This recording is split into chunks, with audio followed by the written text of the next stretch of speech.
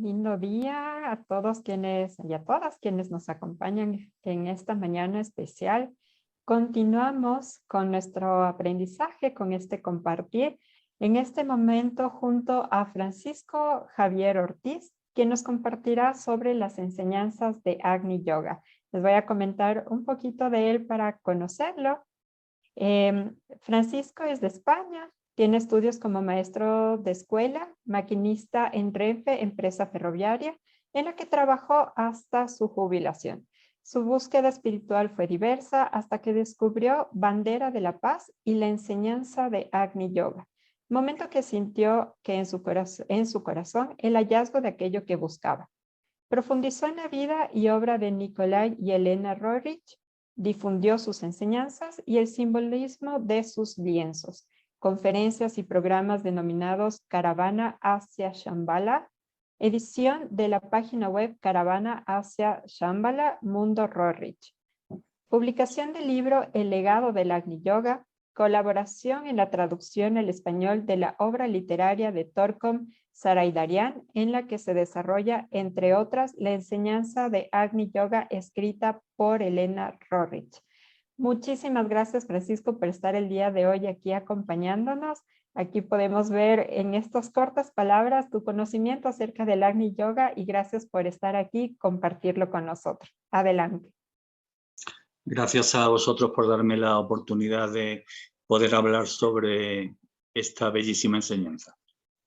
El 24 de marzo del año 1920, en Londres, el maestro Moria inspiró a Elena Roerich el primer aforismo de la enseñanza del Agni Yoga. Una enseñanza que está aglutinada, está recopilada en 14 volúmenes, 14 libros, a los que se puede acceder de modo gratuito en la página de Agni Yoga Society.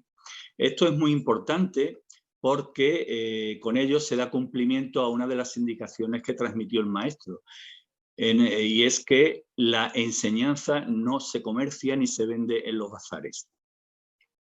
El objetivo de esta enseñanza es expandir la conciencia del ser humano hacia la conciencia cósmica suprema, en definitiva manifestar la divinidad en el ser humano. Los libros de la enseñanza se desarrollan mediante la redacción de diferentes aforismos que están escritos con un lenguaje bellísimo, muy conciso, muy sintético y difícil de entender en muchas ocasiones. Los aforismos, la redacción está pensada y escrita para que el ser humano pueda reflexionar sobre su contenido y encontrar las enseñanzas que en ellos se transmiten. Por lo tanto, estos aforismos nos ayudan a desarrollar nuestra mente abstracta, que es necesaria para poder acceder a los mundos superiores, a los mundos supramundanos. Y también nos ayuda a tomar conciencia de nuestra naturaleza cósmica y a tomar conciencia de que la evolución de toda forma de vida en el universo se desarrolla siguiendo el ritmo cósmico y siguiendo y cumpliendo las leyes cósmicas. En la enseñanza se establece una relación clara entre espíritu, fuego, energía y conciencia. Y esta relación está expresada en el aforismo 275 del libro de Agni Yoga, en el que leemos lo siguiente: el espíritu inmortal se desarrolla mediante el crecimiento y expansión de la conciencia. Sus emanaciones cambian con el crecimiento de la conciencia. La semilla del espíritu es un fragmento del elemento fuego y la energía acumulada a su alrededor es su conciencia. Nos está hablando de que quien les habla y quienes me están escuchando somos personalidades mortales, pero el espíritu que está presente en nuestro corazón tiene naturaleza inmortal, una naturaleza ígnea, porque forma parte del fuego primordial, del fuego cósmico que impregna toda forma de vida. Además, el espíritu se va manifestando, es decir, va emanando sus energías en función del grado de conciencia que cada forma de vida, cada ser humano tiene. Y esta conciencia está formada por una acumulación energética en torno al espíritu. Para entender la enseñanza es necesario recurrir al empleo de muchas analogías. Es la única forma que a veces tenemos para comprender lo que la enseñanza transmite. Y una analogía puede ser que el considerarnos a cada uno de nosotros como una célula en el cuerpo de Dios, en el cosmos, en el universo. Si reflexionamos profundamente sobre este concepto, nos daremos cuenta que de la salud de cada célula depende la salud de nuestro cuerpo. Por lo tanto, de la salud de nosotros como célula en el cuerpo de Dios, es decir, del grado de armonía que tengamos en este cuerpo de Dios, pues dependerá también la salud y la armonía del universo. A lo largo de la enseñanza se desarrollan y se explican numerosos conceptos, de entre los cuales voy a explicar los siguientes. El primero y más importante es considerar que la idea o imagen que de Dios se nos ha transmitido es errónea. Normalmente se ha transmitido una idea de Dios, de un Dios antropomórfico, de un Dios incluso selectivo y colérico, y no es así. El concepto de Dios debemos entenderlo como la interacción entre dos energías, una energía de carácter masculino o espiritual y una energía de carácter femenino. Debemos considerar que toda creación de vida se basa precisamente en esta interacción. En primer lugar, el aspecto espiritual idea un arquetipo que se tiene que materializar en una forma. Entonces, el arquetipo está ideado en este origen o principio masculino, que es lógicamente de naturaleza espiritual, mientras que la materialización se produce a través de la gestación en el universo, en el cosmos, de este arquetipo.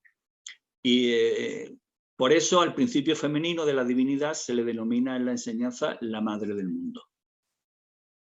También nos habla la enseñanza profusamente sobre Shambhala, la casa del Padre, el centro donde la voluntad de Dios es conocida. Es, digamos, una institución en la que precisamente se elabora el plan que la divinidad tiene pensado para desarrollar todas las formas de vida en el planeta. La existencia de Shambhala se remonta a los orígenes de la humanidad en la denominada Isla Blanca, el lugar en el desierto del Gobi en el que los Kumaras procedentes del planeta Venus, con Sanat Kumara a la cabeza, instauraron Shambhala y crearon la primera jerarquía de la luz. También nos habla la enseñanza de la existencia de numerosos ashram de la jerarquía y de Shambhala en los montes Himalayas, en la cordillera de los Himalayas, en determinados valles que están ocultos e inaccesibles para quien no sea puro de corazón. También nos habla la enseñanza de la actividad que se desarrolla en Shambhala, actividad que se puede concentrar, digamos, en la supervisión de toda la evolución humana y de toda la evolución de las formas de vida en la humanidad, y esto se hace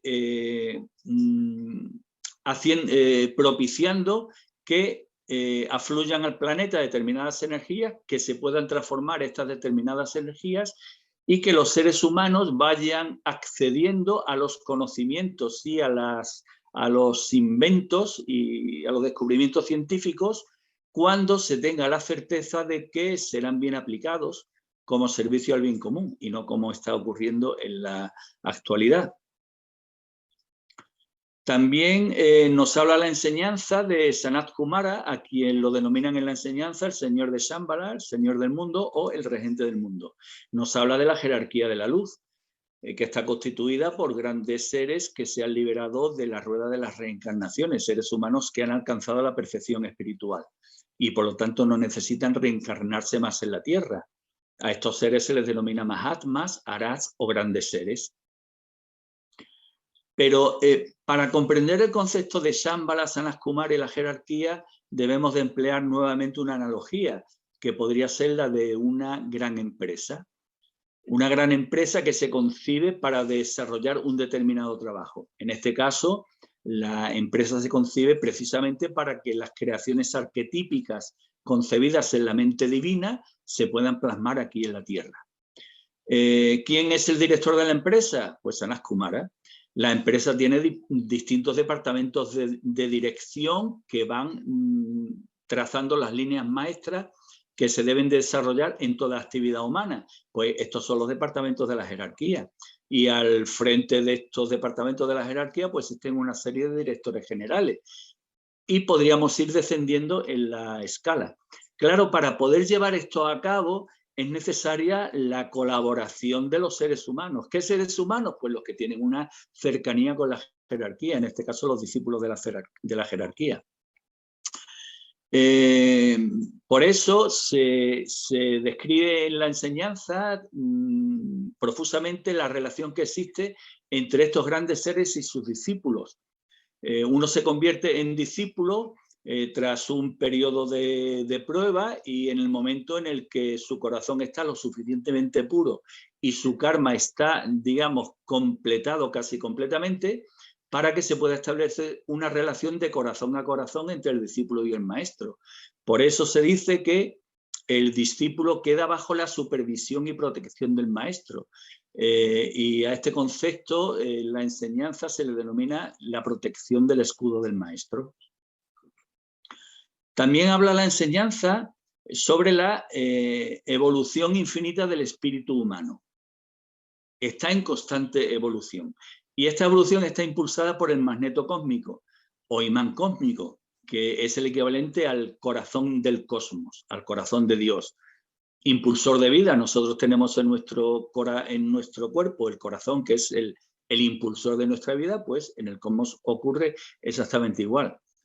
Este concepto nos permite plantear ante nosotros dos cuestiones vitales. Una de ellas es la necesidad de seguir avanzando espiritualmente, es decir, no debemos quedar anclados en ninguna enseñanza, por muy espiritual que sea, por muy avanzada que sea, incluso en la propia enseñanza del Agni Yoga. No podemos quedar anclados en ella. Tenemos que seguir buscando y progresando. Y la segunda cuestión es que debemos de considerar o debemos de plantearnos todo lo que consideramos como verdades, pues solamente unas verdades parciales, puesto que son verdades que están acondicionadas o elaboradas en función de nuestro grado evolutivo, de nuestro nivel de conciencia. Cuando superamos nuestro nivel de conciencia, nuestro grado evolutivo, pues lo que hoy podríamos considerar una verdad absoluta, nos damos cuenta que en realidad era una verdad relativa. También nos habla la enseñanza sobre la ley universal de la jerarquía, y esta ley es importantísima porque se constituye en la principal ley evolutiva. ¿Qué quiere decir? Que todo gran grupo de seres, en este caso los seres humanos, necesitan de un grupo que los dirija, que los guíe, en realidad. Y esto sucede en todos los lugares del cosmos donde hay vida. Entonces, si aquí tenemos una jerarquía de luz planetaria, en todos los planetas existe una jerarquía de luz. Existe una jerarquía solar, una jerarquía galáctica, una jerarquía universal, y podríamos seguir avanzando en el concepto. Por lo tanto, la jerarquía se constituye en la principal referencia evolutivamente hablando. ¿Por qué? Porque el concepto de jerarquía se desarrolla en base a la interacción entre seres que están en un nivel inferior y los seres que están en el nivel superior inmediatamente a él, que están en contacto. El esfuerzo de los seres que están en el nivel inferior permite la ayuda de quienes están en el nivel superior. Y se crea con esto una cadena jerárquica en la que está formada pues, por muchos eslabones, que son las interacciones entre los distintos planos. Nos habla la enseñanza del fuego y la energía psíquica. El fuego como esa energía ardiente que está presente en toda forma de vida, y la energía psíquica cómo la energía, digamos, elaborada por nosotros en nuestro progreso, que se encuentra acumulada en nuestro cáliz. Es la energía del alma, la energía de la tríada espiritual, la energía de la mónada. Es la energía que cuando emana de nuestro interior, pues va purificando nuestros cuerpos de expresión inferiores y nos permite avanzar espiritualmente.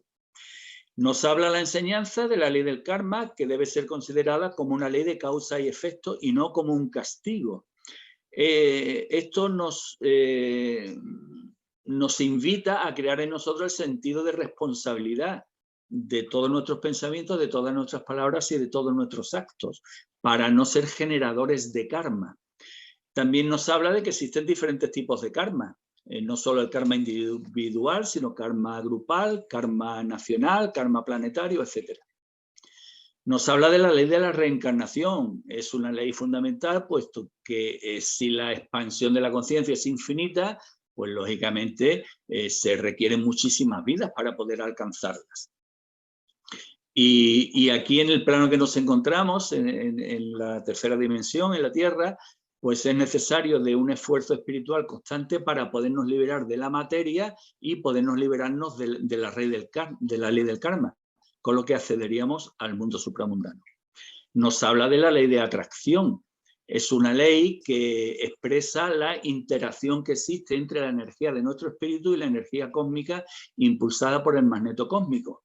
La energía cósmica llega a toda forma de vida, a la chispa que habita en toda forma de vida, y en función de la reacción que esta chispa tenga, digamos, nos adaptaremos a la evolución o nos quedaremos cristalizados e incluso podríamos involucionar. Nos habla de la ley de correspondencia, que es la ley que nos dice que el universo otorga según los merecimientos.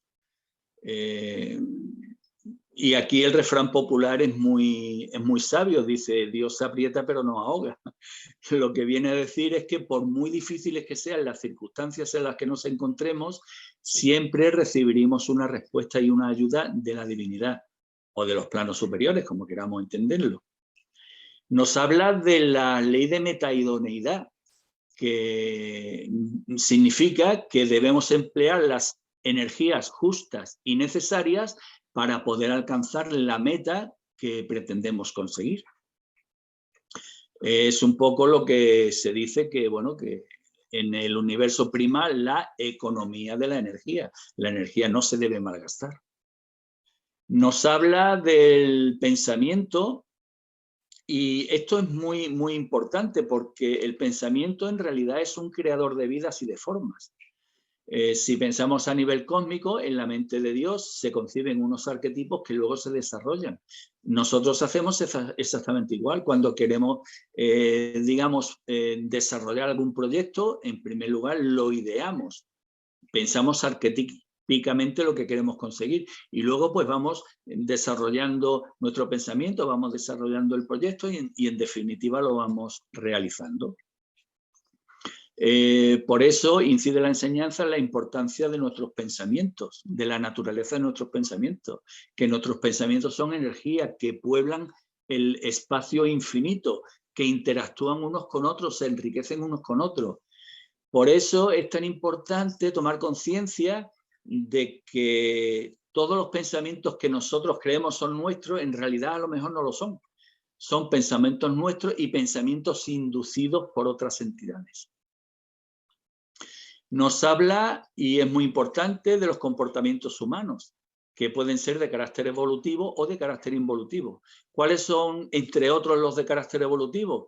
Pues el esfuerzo, el valor, la cooperación, solidaridad, lealtad, responsabilidad, armonía, unidad, tolerancia, belleza, respeto, y respeto sobre todo al nivel de conciencia que cada ser humano tiene. Si esto lo aplicásemos, desaparecerían las guerras de religiones, por ejemplo.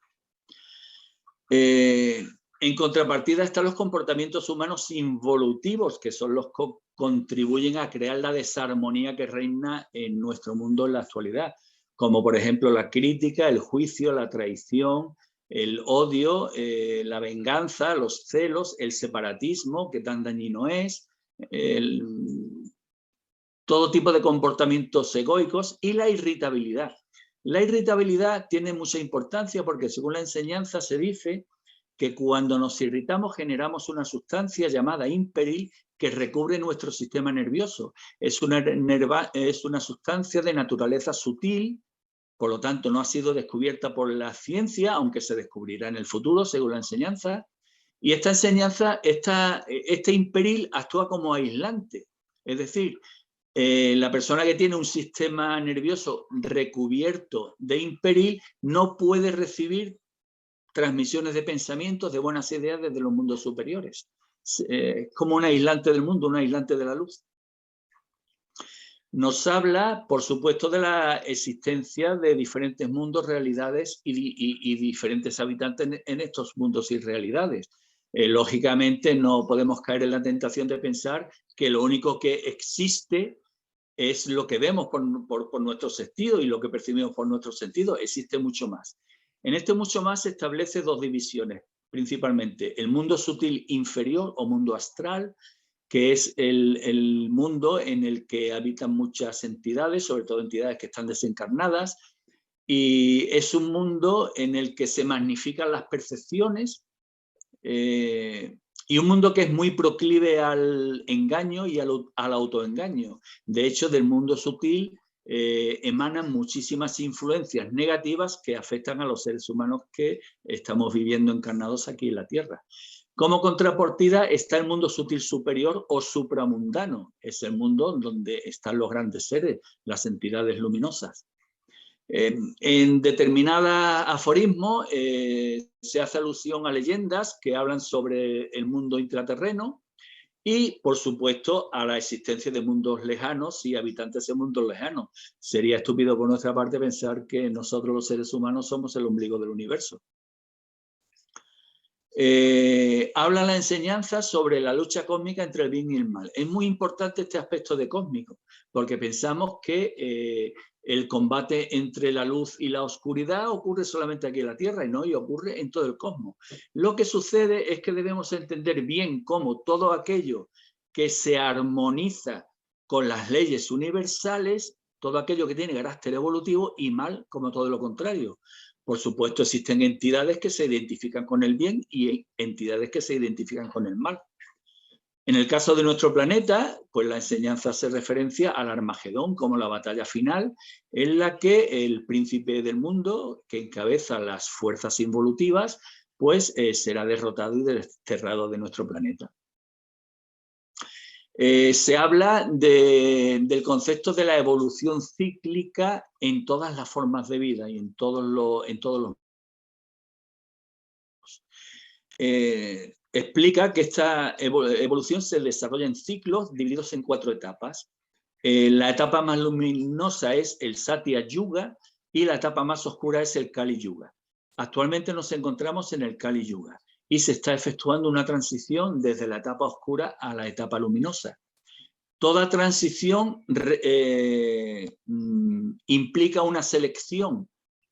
Los seres humanos se tienen que decidir entre luz u oscuridad, entre evolución o involución. De ahí el que desde hace 150 años se haya dado tanta profusión de enseñanzas para que nadie, ningún espíritu pueda alegar cuando llegue su hora el que no sabía. Ha tenido la oportunidad de elegir. Lógicamente, cuando se produce una transición, se genera un nuevo mundo. La corteza terrestre cambia a través de procesos traumáticos. Eso lo iremos viendo con el paso del tiempo. De hecho, bueno, lo estamos viendo de alguna forma. ¿Y para qué cambia? Pues para que pueda ser el hábitat de una nueva raza, en este caso la 6ª raza. La enseñanza en el libro Comunidad pues da una serie de indicaciones sobre cómo debe ser la convivencia entre los seres humanos de la nueva raza.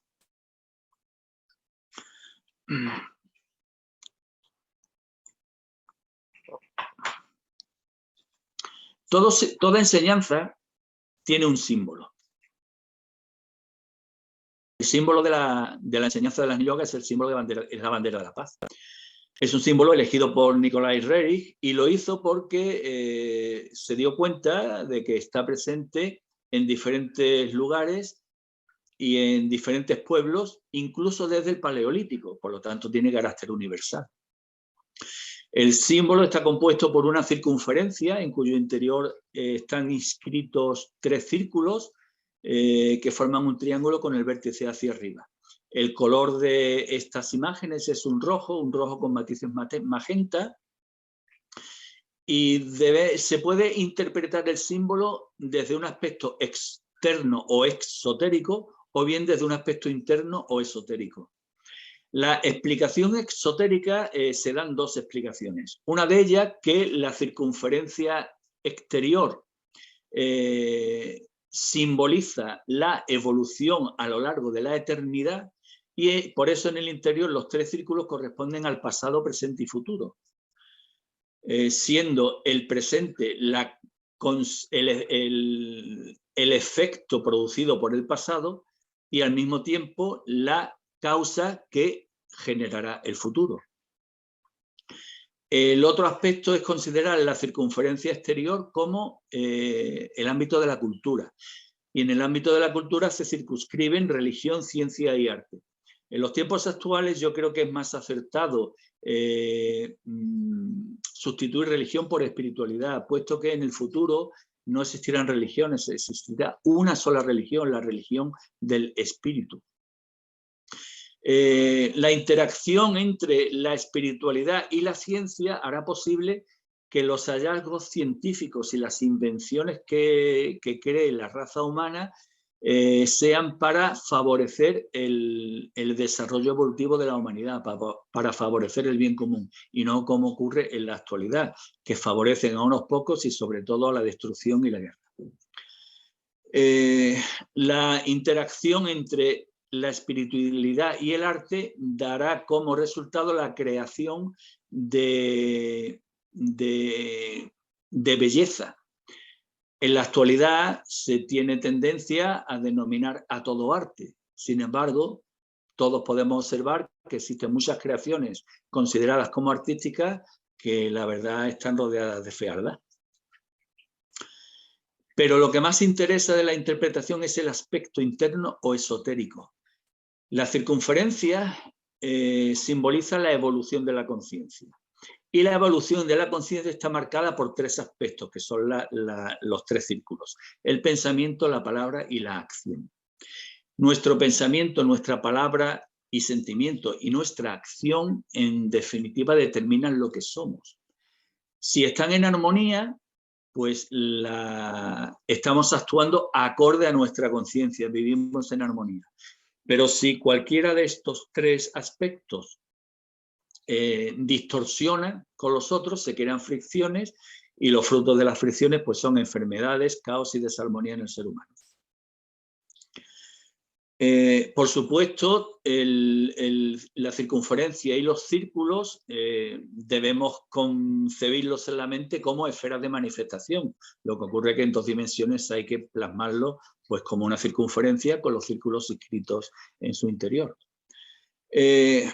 Es importantísimo concebir la bandera de la paz no desde un aspecto externo, que tiene su importancia porque se da a conocer, sino desde un aspecto interno, porque debemos hacer de la bandera de la paz una guía en nuestra vida. La enseñanza tiene un gran objetivo, que es expandir nuestra conciencia hacia la conciencia suprema. Al hacerlo, desarrollamos nuestra mente abstracta y construimos una antagrana que nos comunica con el mundo supramundano. Siempre que se producen saltos evolutivos, se producen porque se produce una interacción entre el plano inferior y el plano inmediatamente superior, pues el puente de comunicación entre ambos planos es una antagrana. En este caso debemos de construir el antagrana entre nuestra mente concreta y nuestra mente abstracta. También el objetivo de la enseñanza es que hagamos posible la transmutación de nuestro egoísmo hacia el servicio al bien común y de nuestra personalidad mortal imperfecta y egoica hacia el ser espiritual inmortal. Cuando realizamos esta transmutación, generamos energía psíquica. Esta energía psíquica se acumula en nuestro cáliz, que es el recipiente en el que se acumulan los logros espirituales. Y esta energía psíquica es la que queda a disposición de nuestra alma para que cuando sea necesario, se produzcan emanaciones de energía psíquica que contribuyan a la limpieza y purificación de nuestros cuerpos y a poder hacer merecimientos para acceder al plano supramundano. Si tuviéramos que sintetizar los objetivos de la enseñanza en uno solo, sería conducirnos hacia el portal de la transfiguración. ¿Por qué conducirnos hacia el portal de la transfiguración? Porque esta gran iniciación, la primera gran iniciación, con ella lo que conseguimos es purificar totalmente nuestros 3 vehículos de expresión, los 3 vehículos inferiores de expresión de la personalidad, que son nuestro vehículo físico, emocional y nuestro vehículo mental. Cuando se produce esta purificación, se genera en nosotros una irradiación de luz de todos los átomos. Por este motivo, a la transfiguración se le llama también la iluminación. Y entonces, a partir de este momento, se produce una conexión directa entre nuestra alma y nuestra personalidad, entre la tríada espiritual y nuestra personalidad. En definitiva, comenzamos a manifestar lo superior en nosotros. ¿Cómo podemos lograr este objetivo de acercarnos hacia el portal de la transfiguración? Pues por supuesto sin emplear técnicas artificiales, porque si lo hacemos corremos serio peligro. Nuestro cuerpo, nuestro ser inferior, lo que somos actualmente, lo somos porque nuestro grado de conciencia determina que seamos así. Si pretendemos, por ejemplo, activar nuestros chakras artificialmente, si pretendemos, por ejemplo, forzar el ascenso de la Kundalini artificialmente, como nuestra conciencia no permite ese proceso natural, a corto plazo a lo mejor se obtendrían grandes resultados, pero a medio plazo y a largo plazo sería destructivo para nosotros, sería tremendamente dañino. Por lo tanto, el encendido de nuestros chakras, la activación energética de nuestros chakras, debe ser progresiva, debe ser natural a través de la vía espiritual. Y en este caso, mediante la aplicación práctica a nuestra vida de la enseñanza de las Agni Yoga. Por este motivo, a la enseñanza de las Agni Yoga también se le conoce como la ética viva. En definitiva, todo esto lo podemos lograr mediante un esfuerzo continuo hacia la autoperfección. ¿Qué significa esto? Pues que en primer lugar debemos conocernos a nosotros mismos, debemos conocer cuáles son nuestros defectos y debemos esforzarnos sinceramente por tratar de transmutarlos en virtudes, que son las cualidades del alma. Una cosa es la enseñanza de las Agni Yoga y otra cosa es el Agni Yoga. Para hablar de las Agni Yoga es muy difícil y es muy difícil porque las Agni Yoga significa manifestar lo superior en nosotros, manifestar la divinidad interior. Claro, se trata de una experiencia de vida que en mi caso yo no tengo, por lo que a mí me resulta un poco difícil expresar lo que es el Agni Yoga y tengo que hacerlo en base a lo que he estudiado y he reflexionado. Al Agni Yoga se le llama el yoga de síntesis. ¿Por qué? Pues porque representa la síntesis de los 3 yogas anteriores, el yoga físico o Hatha Yoga, el yoga emocional o Bhakti Yoga y el yoga mental o Raja Yoga. También se le denomina el yoga del fuego. Como hemos dicho, el Agni Yoga es un yoga que se produce por la interacción entre el alma humana y el fuego, entre la personalidad y el fuego. Se le llama el yoga del corazón porque es un proceso que se realiza en nuestro interior, en nuestro corazón. Se le llama la ética viva, como ya he expresado. En definitiva, es el yoga de la nueva era. Este camino espiritual se inicia una vez que el ser humano ha alcanzado la transfiguración y continúa hasta que culmina la crucifixión. No debemos entender la crucifixión como el proceso que tristemente padeció Jesús el Cristo, ser clavado en una cruz. Debemos entender la crucifixión como el triunfo total sobre la materia, el morir en la materia, el ganarnos el derecho a no tener la necesidad de reencarnar más en la materia. Por eso cuando se logra y se pasa por la etapa de la crucifixión, ya no reencarnamos más, a no ser que sea un acto voluntario para favorecer la iluminación humana y la evolución humana. Esto que acabo de explicar está expresado explícitamente tanto por Vicente Beltrán Anglada como por Torcon Saraydarian. Elena lo explica, pero de un modo implícito, que lo explicaré ahora dentro de un momento. El Agni Yoga es una experiencia de comunión espiritual entre nuestro corazón y el corazón cósmico. Y esto está expresado en el aforismo 97 del libro Infinito 1, que dice lo siguiente: el corazón siempre fue considerado como el símbolo del que guía. La vida se expande por este símbolo. El que guía y el guiado están afirmando la significación de la consciencia cósmica. ¿Qué quiere decir esto? Nos pensamos que Dios no evoluciona y es un error. Dios está evolucionando constantemente. La consciencia cósmica está evolucionando constantemente y se está enriqueciendo constantemente.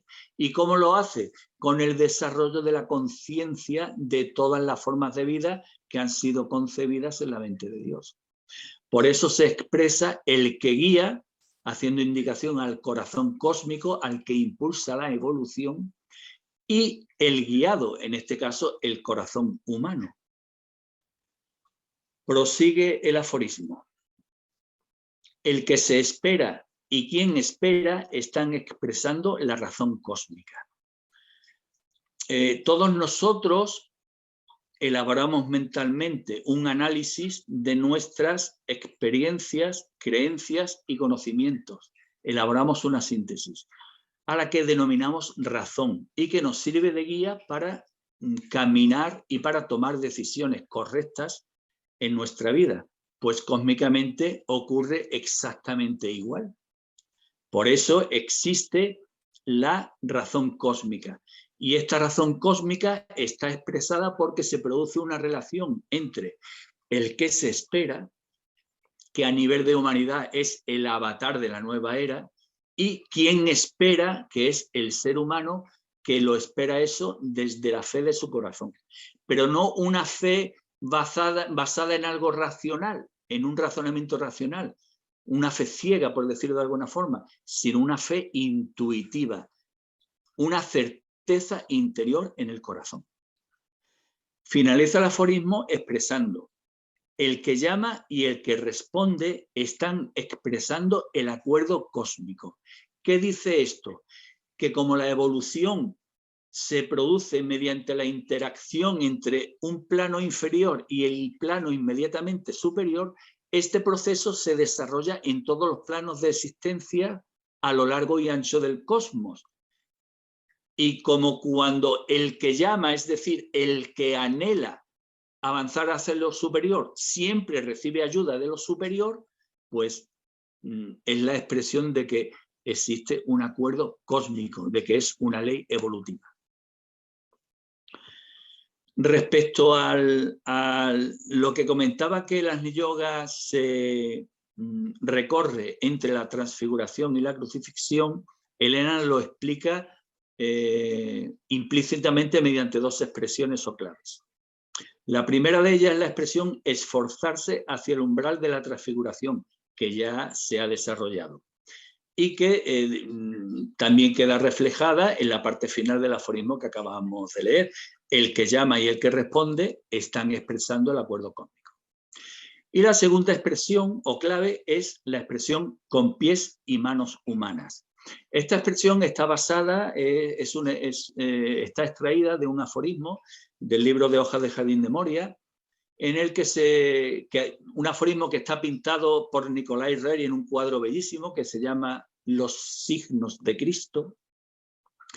Y este aforismo expresa una conversación entre un guía de una caravana, un guía espiritual, y Cristo. Entonces, Cristo dibuja en la arena un cuadrado que es el símbolo de la materia y sobre el cuadrado estampa su pie y queda marcado en la arena. Y lo acompaña de la expresión verdaderamente por pies humanos. ¿Qué es lo que trata de decirnos? Que Jesús de Nazaret y Jesús el Cristo realizaron su desarrollo evolutivo aquí en la materia, aquí en la Tierra, y nosotros debemos hacer igual. A continuación pinta hacia la derecha un segundo cuadrado, símbolo de la materia, y nuevamente deja marcada en la arena su mano, y lo acompaña de la expresión verdaderamente con manos humanas. Con esta expresión lo que dice es que Jesús de Nazaret tuvo que construir su templo interior.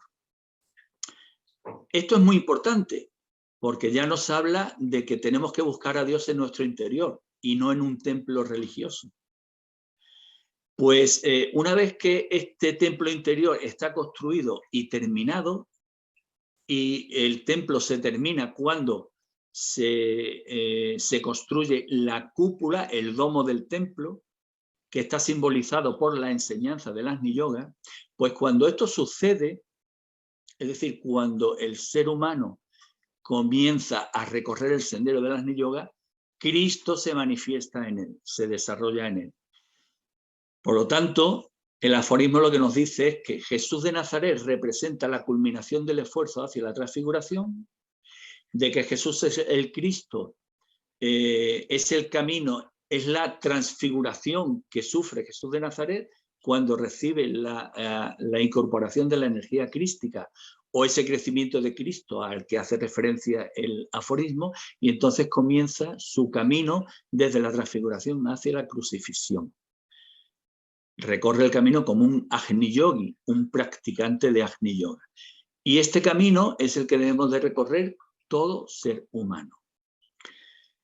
Esta explicación del Agni Yoga que yo he transmitido está basada, como he explicado, en las enseñanzas de los grandes maestros que fueron Elena Rerich, Vicente Beltrán Anglada y Torkon Sareidarian.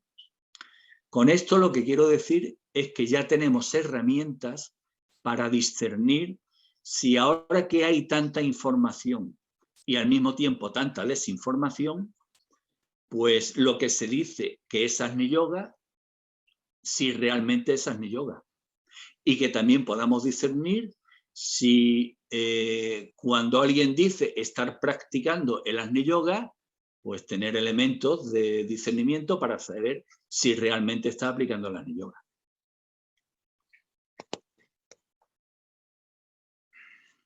Como conclusión, debo decir que el Agni Yoga se presenta ante la humanidad como una afirmación de la consciencia cósmica, como una expresión de la razón cósmica y como una expresión del acuerdo cósmico. En el aforismo 169 del libro Agni Yoga se describe el Agni Yoga como la estrella de la mañana que presagia la cercanía de la luz. Para manifestar la luz de nuestro ser interior, para manifestar la luz de la divinidad interna, debemos esforzarnos en aplicar de modo práctico en nuestra vida la enseñanza del Agni Yoga. Si lo hacemos, esta enseñanza nos preparará para poder transfigurar nuestra naturaleza inferior y convertirnos en un Agni Yogi, en un Cristo sobre la tierra, en un hombre Dios. Que así sea.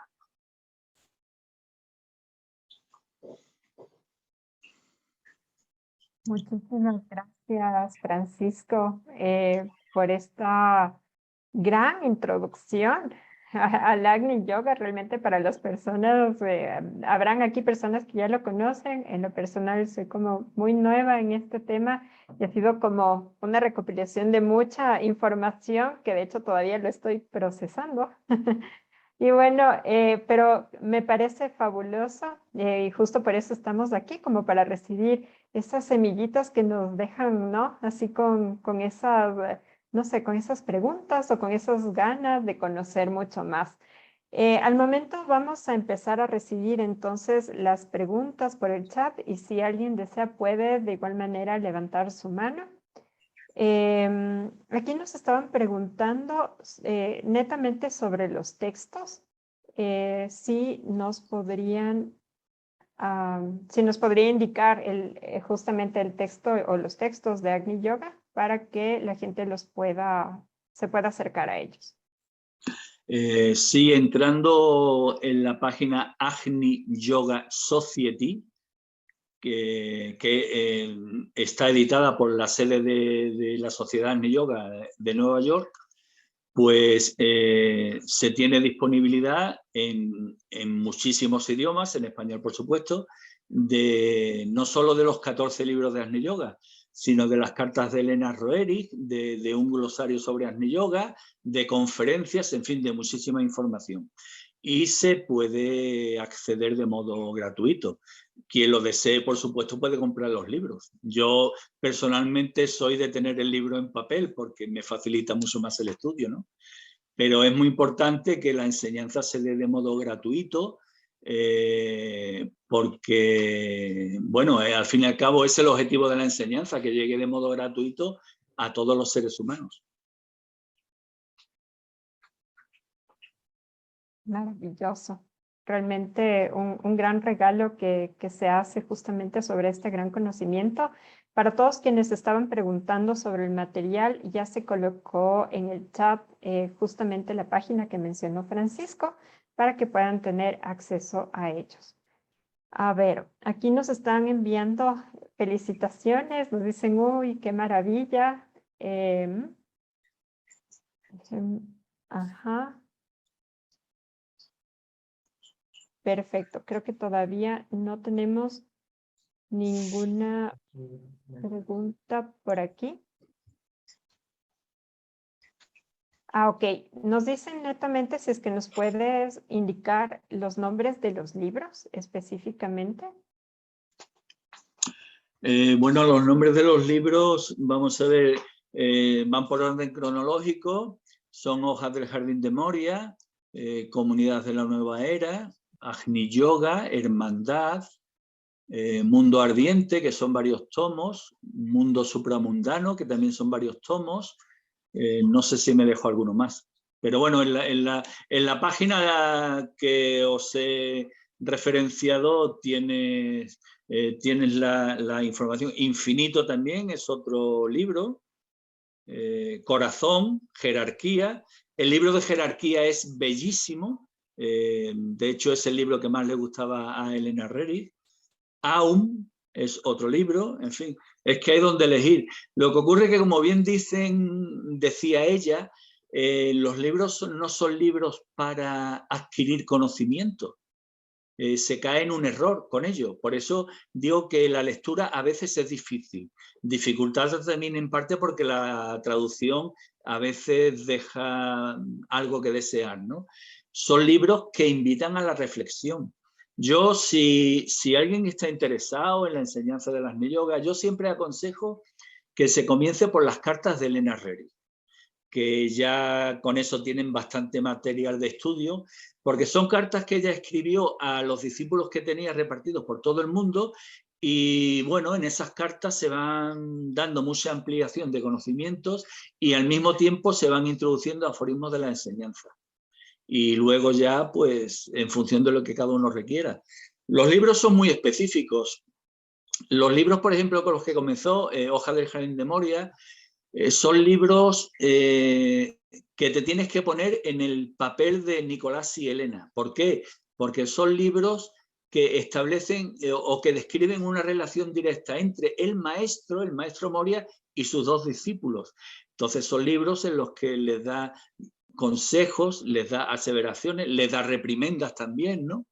Hay unas oraciones bellísimas en esos libros, pero ya digo, cada libro tiene su intríngulis, como decimos por aquí, ¿no?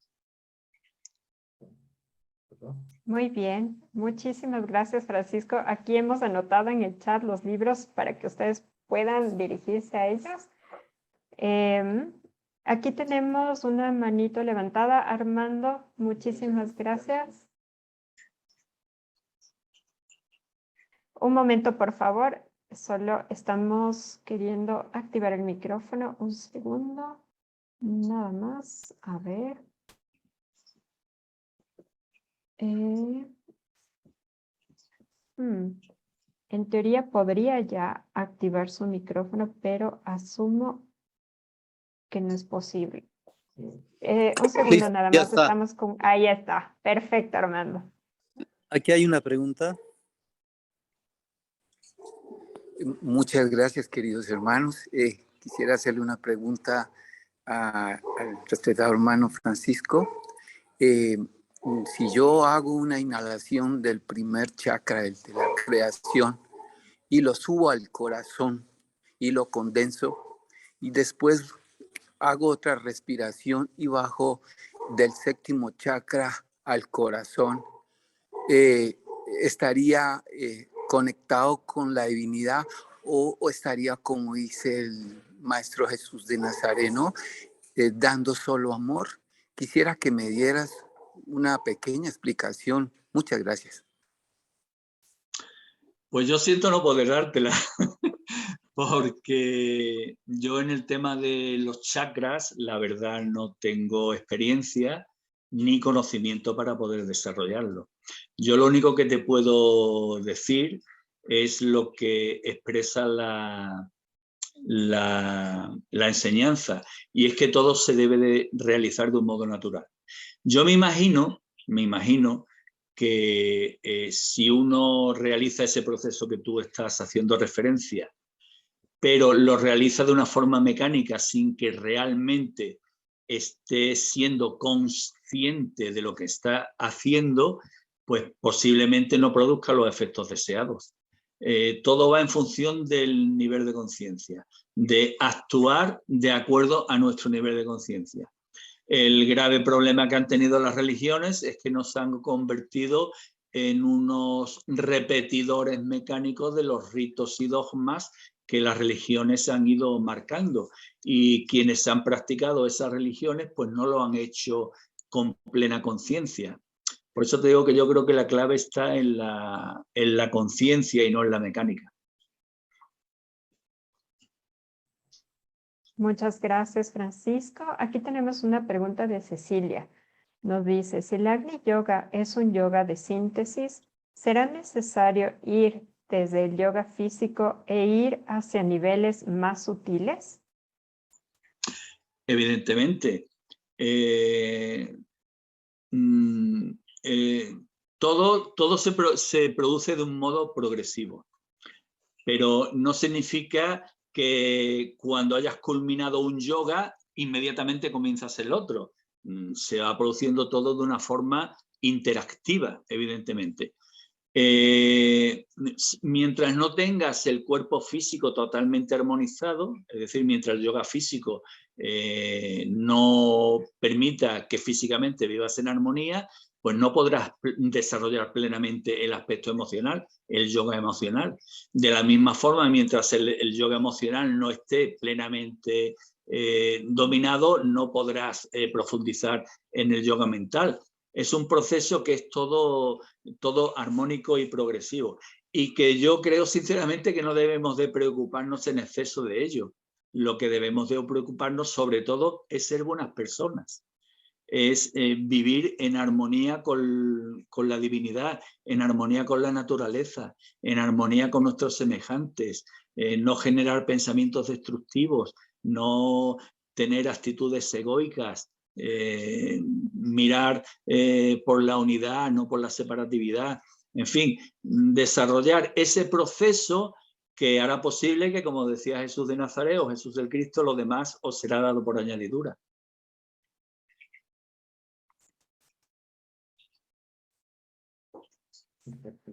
Muy bien, muchas gracias. Nos dice aquí Cecilia también. Entonces, hasta que nos sigan colocando otras preguntas, porque, bueno, aquí hay una pregunta que estamos queriendo entenderla, porque nos podría profundizar sobre el IPD, pero realmente me parece que era la otra parte. La una era Shambhala y la otra era no el lugar, sino el ser cósmico. Bueno, hasta que nos hagan bien la pregunta. Claro, es que por IPD no sé realmente a lo que se refiere. El imperil, Sí. imperil. Imperil, perfecto. Sí. Eso nos comentas si nos puedes hablar un poquito más sobre eso. El imperil es un gran desconocido para los seres humanos y para la ciencia. Lo que se habla en la enseñanza del imperil es referente a que cuando nos irritamos creamos unas emanaciones que inciden directamente sobre nuestro sistema nervioso y van rodeando todo nuestro sistema nervioso, toda la red de nervios, las va recubriendo con una sustancia aislante, que es sustancia sutil, por eso no se ha podido localizar, por eso no se ha podido determinar su existencia. Y esta sustancia aislante lo que hace es precisamente aislarnos de los planos superiores. El sistema nervioso como conjunto es el gran receptor energético de nuestro cuerpo. Los afluvios de energías cósmicas que tienen un propósito donde inciden es en nuestro sistema nervioso de modo general. Si nuestro sistema nervioso está aislado, pues claro, estas energías no podemos recibirlas. Por eso es tan peligroso el imperil. Incluso aunque no supiéramos de la existencia del imperil, todos sabemos lo que provoca en el ser humano la rabia, la ira, la irritación profunda. Es un estado de desarmonía total y absoluto. Donde hay desarmonía, no hay influencia de energías positivas, no hay influencia de energías cósmicas. Por eso no es tan importante, hombre, es importante evidentemente saber de la existencia del imperil, pero no es tan importante saber de su existencia, sino tomar conciencia de la necesidad de no favorecer situaciones irritantes en nuestra vida, ni que nos irriten los demás, ni que nosotros nos irritemos por los acontecimientos que vivamos. Muchísimas gracias, Francisco. Aquí está Azucena, estás con tu manita elevada. Por favor, si enciendes tu micrófono para escuchar tu pregunta.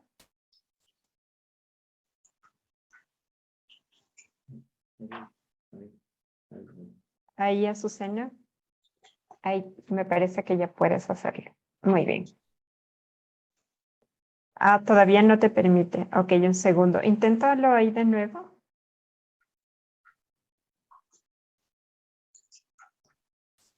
Ahí está.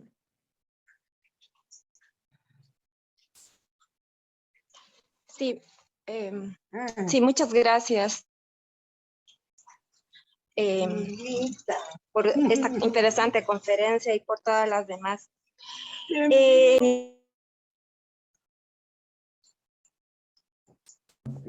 Disculpa, Azucena, se volvió a bloquear tu micrófono.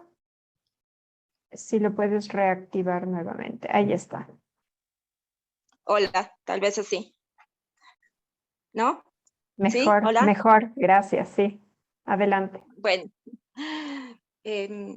bueno, decía que muchas gracias por estas conferencias. Francisco, yo quería preguntarte lo siguiente. Nos has hablado que el objetivo mismo del Agni Yoga es pues vivir en armonía, en paz, en amor con los demás y con la naturaleza. Agni, bueno, significa fuego, ¿no? Y es un poco eso también.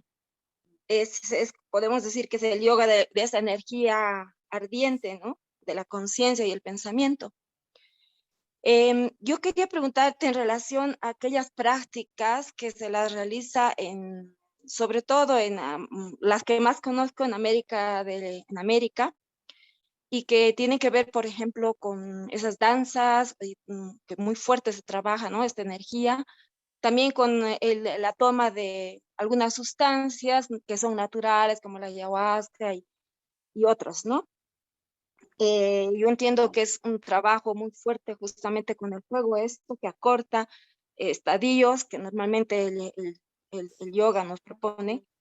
Pero bueno, me gustaría saber tu criterio sobre esto y hacia dónde llevarían estas prácticas, si es que no están adecuadas para un normal proceso personal en el camino de la espiritualidad.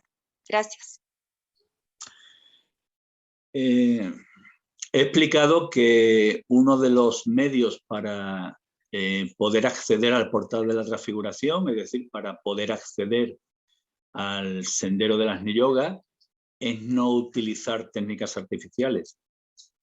La ingestión de plantas, aunque sea natural, aunque sean plantas naturales, es un proceso mecánico, no es un proceso natural, es un proceso artificial.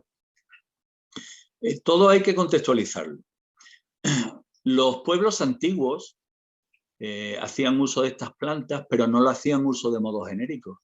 Normalmente las plantas las utilizaban los chamanes, en definitiva los líderes espirituales, y las utilizaban con un propósito muy claro, que era pues, poder encontrar respuesta ante situaciones en fin, que afectaban a la vida de la tribu, a la vida de la comunidad en la que se encontraban, y para encontrar respuestas a lo inexplicable. Quiero decir con esto que estos líderes espirituales, por decirlo de alguna forma, eran los seres que más preparados estaban espiritualmente en cada tribu y que supuestamente tenían mayor grado de purificación.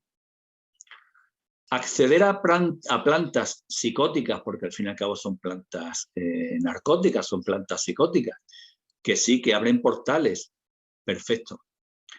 Pero, ¿y si sucede que nuestro nivel de conciencia no está capacitado para el acceso a ese portal que abre la planta? Pues a lo mejor en un principio el efecto que produce es positivo. Nos crea euforia, nos crea una supuesta apertura de conciencia, pero si, repito, nuestro nivel de conciencia no está preparado para esa apertura de conciencia de grado superior, se produce una fricción entre nuestro cuerpo y nuestro nivel de conciencia, que es, digamos, quien regula nuestro cuerpo. Yo pongo el símil de un aparato eléctrico que está preparado para funcionar a 220. Si tú le aumentas la potencia a, no sé, a 300, a 380, puede ocurrir que si el aparato resiste, esté funcionando a mejor rendimiento, pero lo hará durante un periodo de tiempo corto. Llegará un momento en el que el aparato se colapsará. Entonces, yo no es que descalifique el uso de este tipo de plantas ni el uso de otros métodos. El Ajna Yoga es respetuoso con el grado de conciencia de cada uno. Pero el que yo no me atreva digamos, a juzgarlo y el que yo lo respete no significa que esté de acuerdo con ello. ¿Por qué? Pues porque la enseñanza, y yo estoy de acuerdo con lo que dice la enseñanza, dice que todo debe ser un proceso natural. El Ajna Yoga no tiene técnicas. Se dice por ahí que el Ajna Yoga tiene técnicas. Yo no las conozco, ni he encontrado a nadie que me diga qué técnicas son. La única técnica que no debería llamarse técnica, sino proceso, es el autoconocimiento para transmutar, para transmutar nuestros defectos en virtudes, buscar con ello el autoperfeccionamiento, ser consciente de que toda acción que realicemos en la vida no debe de generar karma, es decir, no debe influenciar negativamente en el proceso evolutivo de ningún ser humano, que es un motivo por el que precisamente los maestros se dice que no intervienen en la actividad humana, porque no pueden interferir el karma humano. En definitiva, un proceso que sea natural. Como yo digo, ser buena persona, conocerte, tratar de ser cada vez más perfecto, tratar de no hacer daño a nadie, tratar de no hacer daño a la naturaleza en la que vives y tratar de vivir en armonía y aceptando la vida que nos ha tocado vivir. Cuando hacemos esto de modo natural, nuestros chakras se van activando. El fuego, digamos, se va incorporando a nuestros chakras. Nuestra alma nos va influenciando cada vez de modo que somos cada vez más conscientes y nuestro espíritu va emanando energías para que este proceso siga en aumento. En definitiva, estamos llamando a la puerta y cuando llamamos a la puerta, quien está al otro lado de la puerta nos ayuda y nos favorece y por eso se dice que Dios aprieta pero no ahoga o que cuando el discípulo está preparado, aparece el maestro. Y por supuesto, hombre, conócete a ti mismo. Maravilloso, gracias Francisco. Armando, por favor, adelante.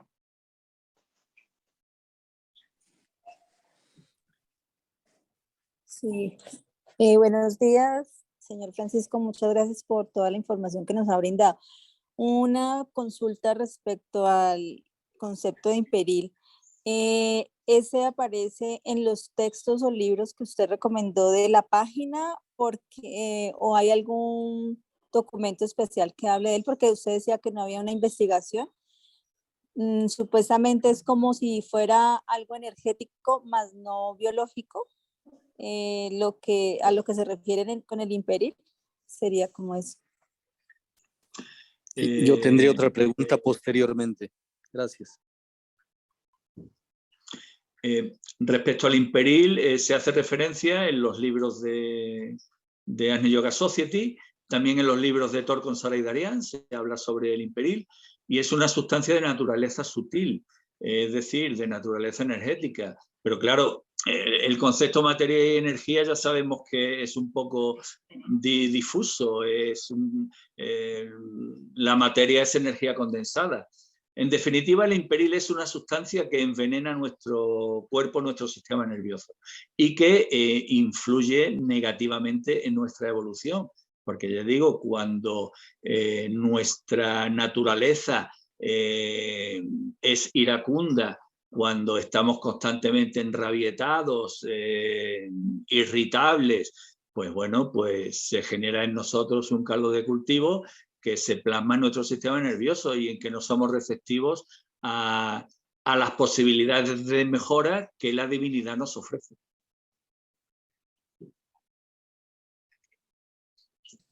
Muchas gracias. Armando, por favor, si pueden realizar la siguiente pregunta. Sí, gracias. Una pequeña aportación. Primero, toda la ciencia de la neurofisiología en el presente, que se enfoca al ángulo energético, tiene estudios muy interesantes sobre todos los procesos que se derivan de bloqueo cerebral en relación a las inflamaciones en el sistema nervioso. Se va empatando poco a poco una cosa con la otra. Don Francisco, muy buena tarde por allá estás en España, supongo, ¿no? Sí, buenos sí. días para nosotros. Hay un punto que siempre genera algún desconcierto cuando se dice que el camino, el sendero del Agni Yoga, no tiene técnicas, metodologías, sistemas, procesos. Eso es muy desconcertante, sobre todo para la mente occidental, en la que funcionamos en base a concepto y método.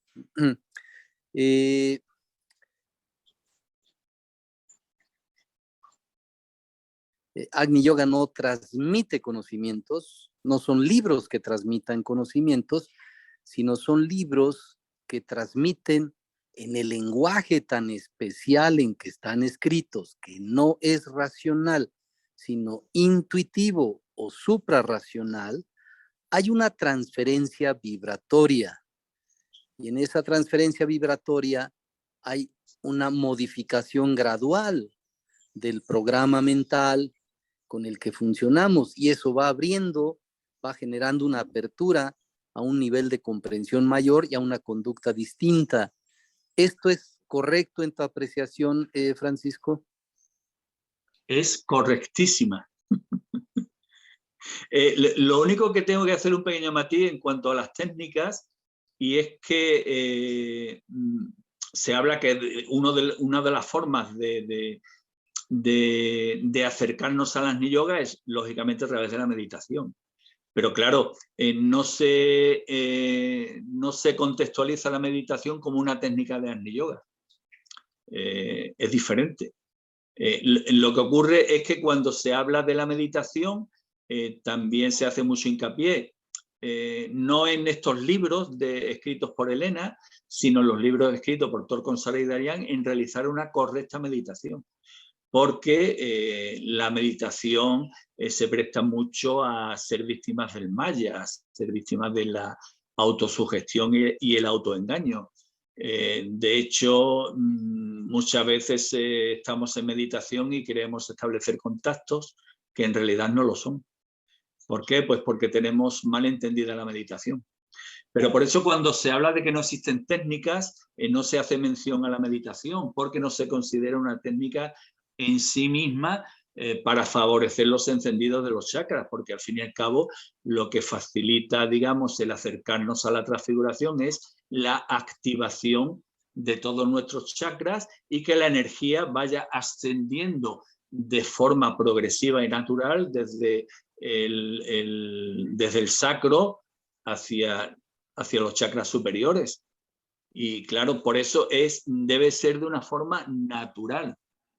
Y los aforismos, como bien dices, lo que hacen es que, no sé por qué motivo, posiblemente por lo que acabas de explicar también, pues generan en ti un proceso en el que vas descubriendo poco a poco más cosas. Tú lees un aforismo hoy y lo lees dentro de una semana o dentro de un mes y encuentras explicaciones que antes no las encontrabas. Lo cierto es que existe una relación directa entre los aforismos y la energía. Yo te puedo hablar de experiencias personales en el sentido de que ante determinadas situaciones de la vida, determinados interrogantes que nos hacemos, tú abres uno de los libros de Agni Yoga y encuentras la respuesta a tu pregunta. Esa es una interacción energética. No sé qué más decir. Una sincronía cósmica, ¿no? Claro. Sí, por esa razón es que se sugiere que los libros de Elena Roerich, que están definitivamente escritos en un lenguaje abstracto, es decir, suprarracional, no son libros que se lean de la página 1 a la página 200 en un orden para aprenderse lo que dice, sino es como meterse aleatoriamente en el momento en que tu intuición te lo dice y recibes un impacto vibratorio que te abre para el momento que estás viviendo.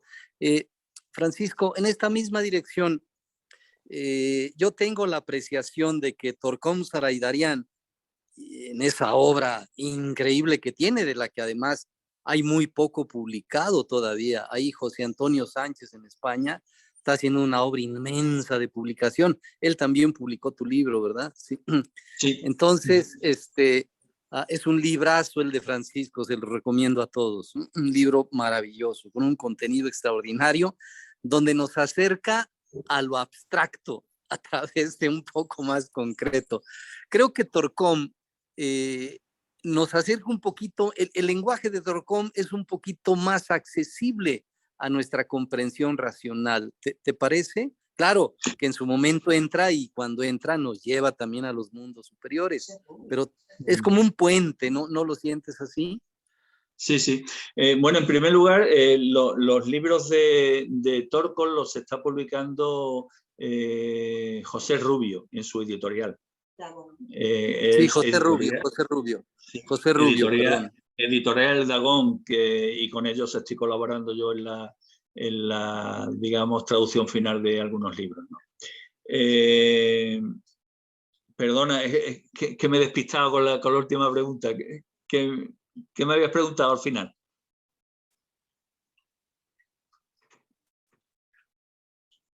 Perdón, sí, que me parecía, la impresión que yo tengo es que Torcom es un puente un poquito más a nuestro alcance para penetrar de lleno al mundo abstracto de Elena, como tú lo estás haciendo, Francisco. Yo cuando empecé a escuchar tus conferencias, tus pláticas, que están en YouTube, además les recomiendo a todos, ahí están muchas de las pláticas que ha dado Francisco, pues tú para mí fuiste un puente hacia la obra de Roerich, porque la obra de Roerich en forma directa, de pronto parece un lenguaje que no lo puedes integrar racionalmente, pero ya cuando se establece el puente, entras y empiezas a tener ese proceso, ¿no? Y creo que Torcom, gente como Torcom, como tú, hacen esa labor de puente maravilloso, ¿no? Amén de la experiencia personal que tú estés viviendo, la cual merece todo mi respeto, ¿no? Sí, efectivamente, Torcom es un mensajero que tiene una capacidad de síntesis realmente envidiable sanamente hablando. Torcom fue un ser que tuvo la nación armenia y tuvo el privilegio de poder convivir con las grandes religiones y con la esencia de las grandes religiones. Del cristianismo ortodoxo, tuvo contactos también con la religión musulmana, fue un colaborador de Alice Bailey bastante importante y un estudioso de la enseñanza de Agni Yoga que escribió Elena. Entonces, él hizo una síntesis basada además en su experiencia personal, hizo una síntesis maravillosa y tiene la capacidad pues, de ver los conceptos en todas las enseñanzas y entonces busca la esencia de esa enseñanza y la transmite, y además la transmite en un lenguaje, no voy a decir mundano, pero sí muy cotidiano, muy de la calle, ejemplos muy prácticos, además una mente analítica 100%. Son unos libros realmente recomendables. También es cierto que Torcom expresa, no una, sino muchas veces, que la enseñanza sobre Agni Yoga más bella y sublime que él ha estudiado es la de Elena. Muchas gracias, Francisco, por esta tan hermosa labor que estás realizando. Un gran abrazo. Y a usted, gracias. A usted por y qué bueno que estás en el Congreso, Francisco. Qué bueno. Gracias. Francisco se le conoce en el mundo como Paco Ortiz, más que como Francisco Ortiz. Sí, ahí lo encuentra en YouTube como Paco Ortiz. Gracias, Paco. Muy bien. Es cosa de familia. En la familia me decían todos Paco o Paquito y digo, bueno, ¿para qué cambiarlo? Muy bien, muy bien. Entonces nos acoplamos a tu nombre. Entonces, Paco, tenemos unas preguntitas más. Son las últimas que vamos a leer, un par de preguntas. María Soledad nos dice, ¿cómo identificar si el alma o espíritu te guía o lleva de forma interna o natural? ¿Cómo identificarlo? ¿Es posible? Yo no lo sé. Hombre, yo creo que hay momentos en la vida en los que uno da un paso que es irracional para los demás. Cuando uno da un paso irracional para los demás y que tú lo haces, digamos, porque hay algo interior que te lleva o que te conduce a dar ese paso, yo creo que eso es una indicación del alma. Lo demás son, digamos, cuestiones sociales. Otra cuestión es ser consciente de esa comunión y guía permanente del alma. Eso requiere que tengamos una continuidad de conciencia y una conexión, que en definitiva es lo que trata de conseguir el Agni Yoga. Bueno, la enseñanza del Agni Yoga, perdón. Porque una vez que ya, digamos, accedes a recorrer el sendero del Agni Yoga, eres alma en acción o divinidad interior en acción, como queramos llamarlo. Muy bien, Paco. Y tenemos esta pregunta de Cecilia. Nos dice, mencionaste que en el mundo sutil superior entablas relación con habitantes de mundos lejanos. ¿Puedes comentarnos si conoces de estos seres y si nos visitan acá en la Tierra? De ser así, ¿cuál es su objetivo? Hombre, yo personalmente no conozco ninguno. Pero por las enseñanzas sí, los grandes maestros pertenecen al mundo supramundano, los grandes enviados, los grandes mensajeros, todos pertenecen al mundo supramundano. Los ángeles, por ejemplo, de los que se habla, incluso, no sé, es que mezclar mundo supramundano con mundo extraterrestre es complicado, ¿no? Porque existe mucha confusión al respecto. Pero bueno, debemos pensar que quienes fundaron Shambhala en la Tierra eran extraterrestres, que fueron los Kumaras que vinieron de Venus, los seres de luz que vinieron de Venus. Entonces, hay una mezcolanza. Pero bueno, siempre existe una guía para poder identificar a qué mundo pertenecen los seres, si al mundo supramundano o al mundo astral. Y es la naturaleza de sus indicaciones. Un ser que pertenezca al mundo supramundano nunca te va a decir lo que tienes que hacer, te va a aconsejar. Y existe una gran diferencia entre un consejo y una orden. Existe una gran diferencia. Y luego las enseñanzas que te transmitan, si tienen un componente egoico, no pueden proceder del mundo supramundano. En cambio, si tienen un componente claramente evolutivo y de servicio al bien común y a la humanidad, procede del mundo supramundano. Muchas gracias. Y bueno, me gustaría aquí leer un comentario, y esto porque a veces como que se los toma mal, así como que las enseñanzas. Entonces nos dicen, la Biblia también da respuestas precisas. Entonces, leo este comentario porque a veces se piensa así como que estos libros están como muy separados entre sí en sus enseñanzas. ¿Es esto así? ¿Qué nos puedes comentar al respecto? La fuerza psíquica la que hace eso. Perdón, ¿puedes repetir la pregunta? Es que no la he entendido bien.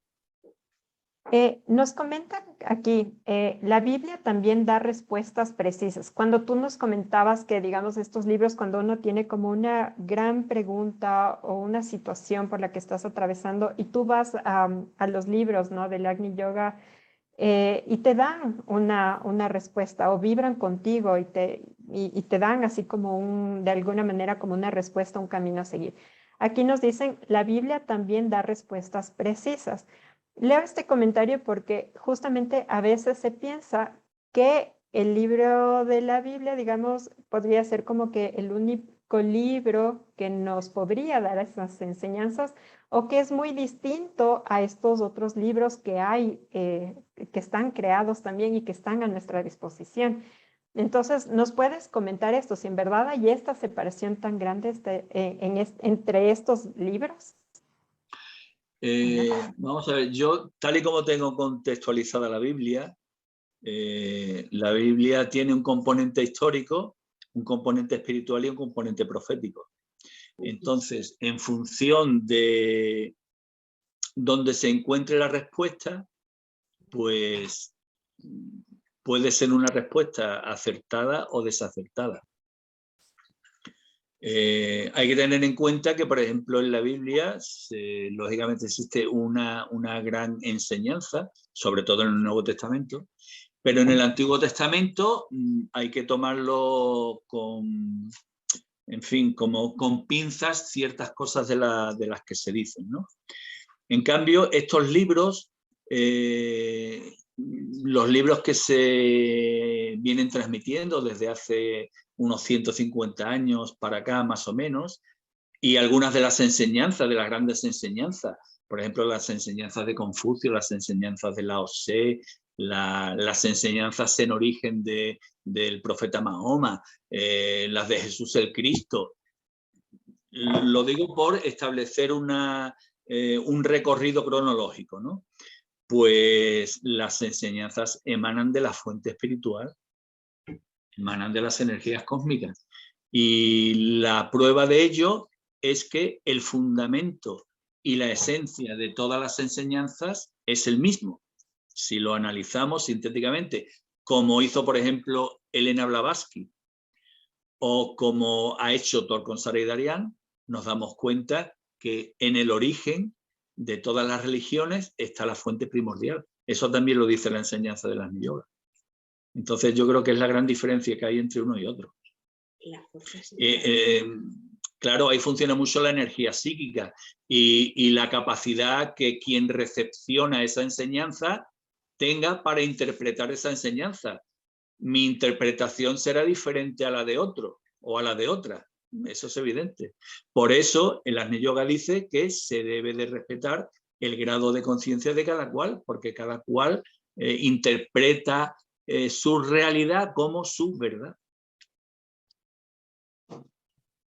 Clarísimo. Muchísimas gracias, Paco. Y pues bueno, para cerrar, ¿te gustaría dar como algunas palabras finales para cerrar este espacio de hoy? Bueno, palabras finales. El agradecimiento a la oportunidad que me habéis dado a poder transmitir la enseñanza de las Agni Yoga, porque en la actualidad creo que se trata de una enseñanza minoritaria, pero que en realidad se constituirá en la enseñanza del futuro, la enseñanza de la nueva era. Y además es una enseñanza en la que efectivamente no se dan conocimientos, porque yo creo que aquellas enseñanzas que transmiten tantos conocimientos contribuyen a dispersar un poco al estudiante o a la mayoría de los estudiantes que se inician en esas enseñanzas, sino que es una enseñanza que está destinada precisamente a que tomemos conciencia de nuestra naturaleza cósmica, de que somos una célula en el cuerpo de Dios. Y con ese concepto, pues debe de nacer en nosotros un sentido de responsabilidad hacia nuestro entorno y de responsabilidad hacia nosotros mismos, hacia conocernos a nosotros mismos y poder ser dignos aspirantes a convertirnos en un gran mensajero, en un Agni Yogi. Muchísimas gracias, Paco.